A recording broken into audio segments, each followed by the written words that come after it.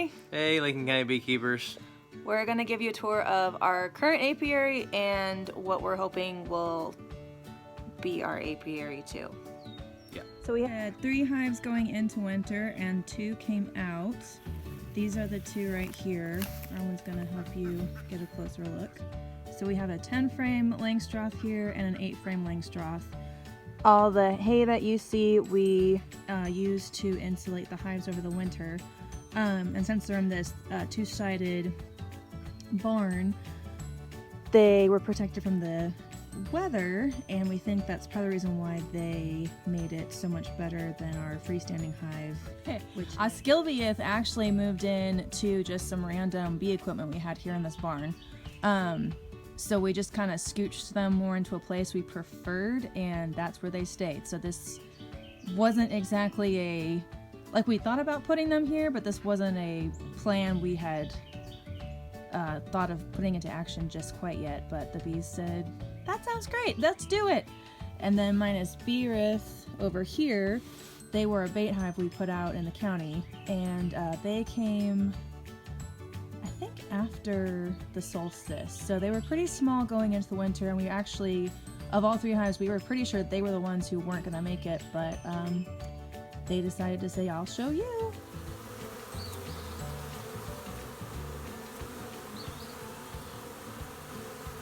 Kind of terrible right now, but we are putting in kind of an herb garden around the beehives just because we've noticed that they seem to be happier when they're flying through herbs. It functions as kind of a natural screen when robbing season hits, and also the bees will collect dew off the herbs, and they'll, if they have a clear flight to the entrance or a flight path through the herbs, they'll typically pick the flight path through the herbs. So it looks a little terrible right now, but it's March, or no, I guess it's April. I don't know, when is it? Corona's eating everything. It's sometime in spring, so everything just looks a little unglamorous right now. This is a top bar hive someone gave to us. It is homemade, so it's not any particular top bar style, I don't think. It might be kind of loosely related off of the Colorado top bar model, but I'm not sure. It's not Kenyan. So we took these edges off of old logs from our neighbor across the street who has a sawmill and put on here just for more insulation. But there hadn't really ever been bees in it before, so we put a swarm in here and they said, no thank you. So we have scorched the inside, made it a little bit more secure, and put some propolis and beeswax in it. So we'll see if we catch a swarm out here. I'm not sure. We may need to tinker with it a little bit, because if you can see, like, there's kind of a gap there between the roof. So the top bars aren't protected, so I think it might be a bit too drafty with this. So I'm not sure what's going to happen with this little guy. We're going to clear out all this greenery here, and this is going to be our top bar section of the apiary, perhaps, or we may end up just sticking a bunch of Lands hives down here. We don't know yet. We're young. Sad remains of our Warrior hive. As you can see, it's a little bit farther off from the 2 Langstroths. What we realized is that this section here, this section is where all the runoff from the driveway comes, and it comes directly down here, hits where the 1 hive was, comes down here. I'll explain this mess in a minute. And then just kind of camps right here, right next to where the hive was. So they got moistured to death, sadly, this spring. So we just said, you know what, we're not gonna fight it.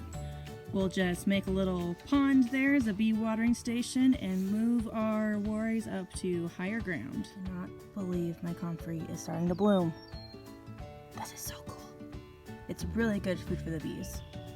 Where we put these cinder blocks is where we're going to put our Warrior hives. So we're not exactly mimicking the angle or design or height or length or whatever of the other barn, but we did notice the hive styles with the 3/4 inch thickness of hive bodies seem to do a lot better when they are insulated against the fall and the spring temperature fluctuations, and they also have some protection from the weather.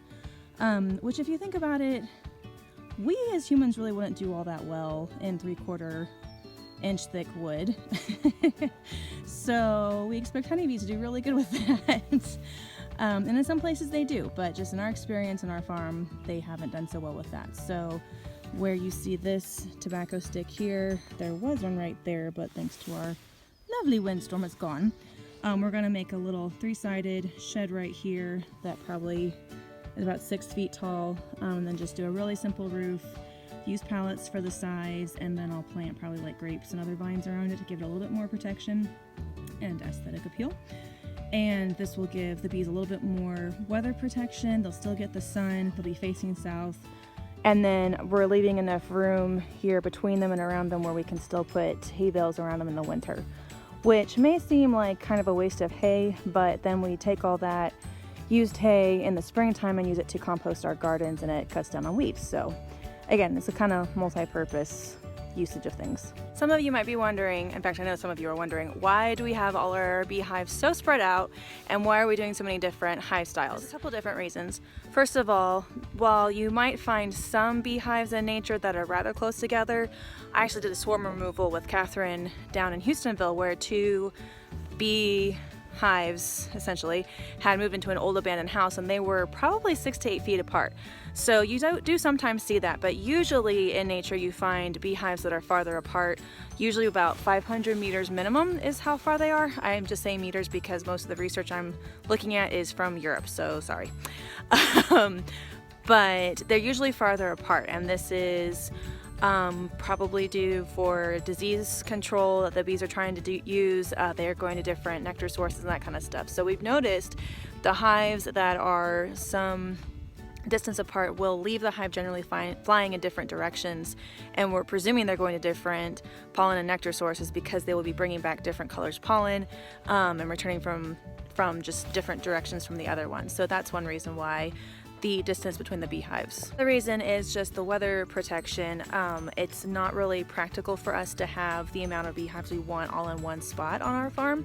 It's kind of hard too because we are mostly all hillside. We have very little flat ground. The main reason why our beehives are all spread out. We have maybe 6 feet in a row that are flat. It's all hill. But it's good because this way we're kind of forced to be creative and looking into things. It actually does seem like it'll serve the bees better to have our apiary sections spread out, and this way we can kind of play with different hive styles and hive models and see what we like. Long-term goal, we'd like to become a honeybee sanctuary, kind of like Spikenard Honeybee Sanctuary is in Virginia. For those of you who don't know, that's where we go and take our beekeeping classes. Unlike most beekeepers who have a 30 to 70 to 100% beehive loss every year, Spikenard Honeybee Sanctuary only has a 3% beehive loss every year. So we just figured we should probably start going to people who aren't losing bees to get instructions instead of... Virginia is fairly similar to Kentucky in weather patterns and just topography. So we felt pretty confident transferring what they're doing to our farm, and so far it's worked out pretty well. If we do end up being a honeybee sanctuary, we want to have lots of different hive styles and show bees being kept in lots of different situations and scenarios so that people from multiple backgrounds can come and see what we're doing and replicate it more easier. Most of our apiary is mainly hypothetical. We have several storm traps out this spring already, so we're really excited to see what we catch and what we get to do this year and what we have to just keep on thinking about for another year. Hope you guys like the tour. Hopefully Corona will go away so we can all meet in person soon, but until then, plant lots of pollinator plants and keep in touch.